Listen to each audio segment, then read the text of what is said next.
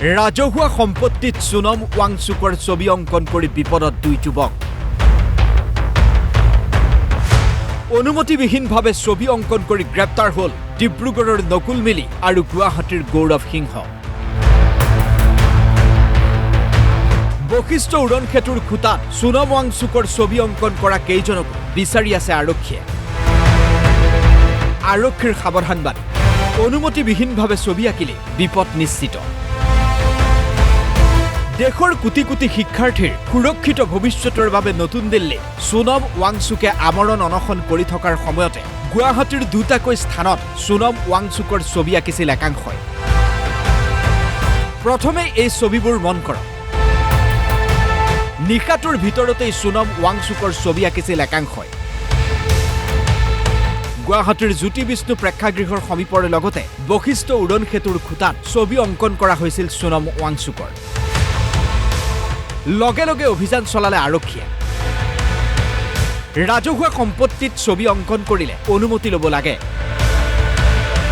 কিন্তু সোনম ৱাংচুকৰ ছবি অংকন কৰাৰ পূৰ্বে প্ৰশাসনৰ পৰা লোৱা নাছিল অনুমতি,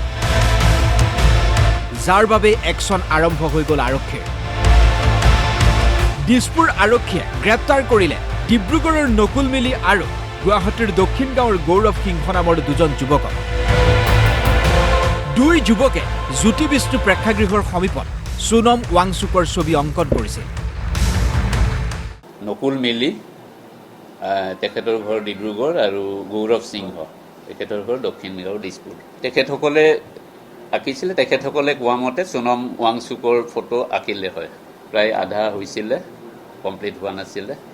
যেনেকৈ এইটো এটা ট্ৰেণ্ড এটা হৈ গ'ল যে হঠাৎ কোনোবা আহি ব্ৰিজখনৰে সৌন্দৰ্য বেয়া কৰি দিব বা ডেষ্ট্ৰয় কৰে, টেম্পাৰিং কৰে, গতিকে যিটো একচেপ্টেবল নহয়। বশিষ্ঠ উৰণ সেতুৰ খুটাত সোনম ৱাংচুকৰ ছবি অঁকা ঘটনাক লৈ ইতিমধ্যে বশিষ্ঠ থানাত গোচৰ ৰুজু হৈছে আৰু আৰক্ষীয়ে তৎপৰতাৰে ছবি অংকন কৰাসকলৰ বিৰুদ্ধে অভিযান চলাইছে। বশিষ্ঠটো আমি সেনেকৈ কালি এটা কেছ ৰেজিষ্টাৰ কৰিছোঁ। তাত নিশা, প্ৰায় গভীৰ নিশা কোনোবা আহি তাত পেইণ্ট কৰিছিলে, গতিকে আমি তাত এটা কেছ ৰেজিষ্টাৰ হৈছে। এতিয়া আমি আইডেণ্টিফাই কৰি আছোঁ আৰু ষ্ট্ৰিক্ট একশ্যন আমি ল'ম।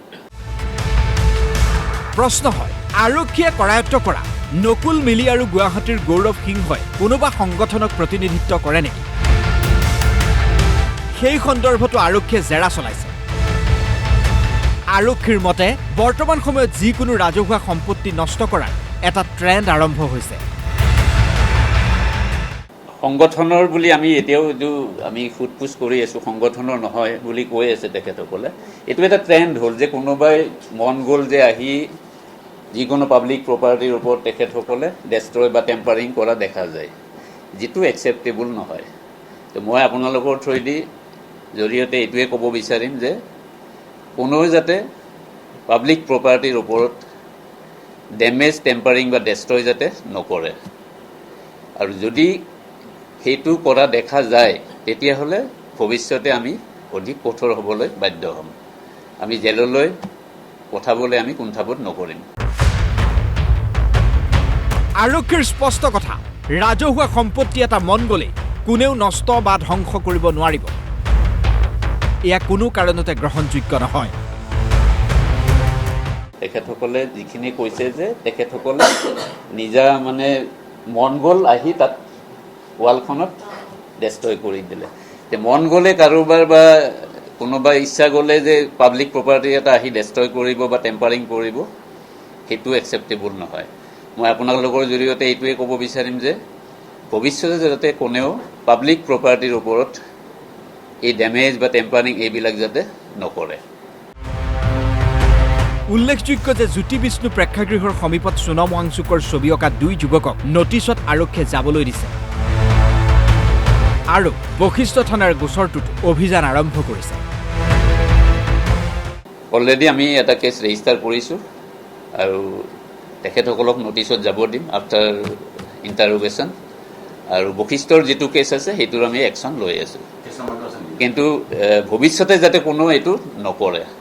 কাৰণ গভৰ্ণমেণ্ট প্ৰপাৰ্টিৰ ওপৰত কাৰো অধিকাৰ নাই যে আহি নিজে নিজৰ মন গ'ল বা কিবা মন গ'ল আহিলে হঠাৎ ৰাতি গভীৰ নিশা নামিলে তাৰপিছত যিকোনো ধৰণৰ ৱাল ডেমেজ কৰিব বা টেম্পাৰিং কৰিব সেইটো একচেপ্টেবল নহয়। Bureau' report DY365।